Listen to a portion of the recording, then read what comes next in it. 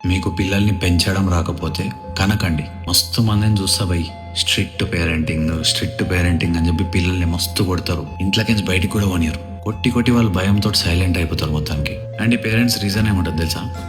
నేను నీకన్నా పెద్దోడిని, ఇంట్లో చెప్పినట్టు వినాలా, లేకపోతే కాళ్ళు ఇరగొడతా చేతులు ఇరగొడతా అంటారు.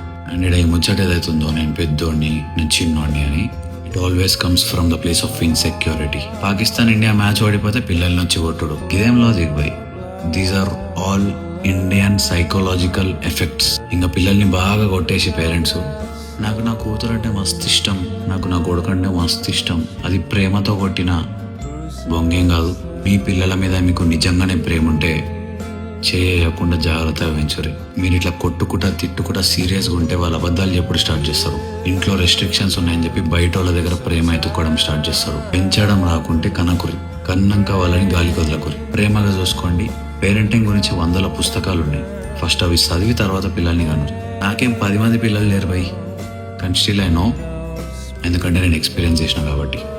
పెద్ద గొప్ప అన్ననో లేకపోతే నాకేదో పెద్ద ఇన్సెక్యూరిటీ ఉందని చెప్తలేనిట, కానీ ఫ్యూచర్ కిడ్స్కి ఇట్లాంటి సిచ్యువేషన్స్ రావద్దని చెప్తున్నా. Be kind with your children. ప్రేమగా చూసుకుంటే ఏమైంది బై? ప్రతి ముచ్చటకి కొట్టాలనా, ప్రతిదానికి తిట్టాలనా? మెల్లగా చెప్పచ్చు కదా, అరవాల్సిన అవసరం లేవచ్చు సార్, మెల్లగా మాట్లాడచ్చు. చిన్న వయసులో వాళ్ళ మీద చేసిన తిట్టిన వాళ్ళకు ఒక లైఫ్ టైం ట్రామా లెక్క ఉండిపోతుంది అది. అండ్ ఒకవేళ మీరు ఈ సిచ్యువేషన్స్ ఒకవేళ ఫేస్ చేసి ఉంటే ఆల్రెడీ, మేక్ షూర్ మీ ఫ్యూచర్ పిల్లలు, ఫ్యూచర్ జనరేషన్స్ ఇట్లాంటి సిచ్యువేషన్ ఫేస్ చేయకుండా పెరగాలని.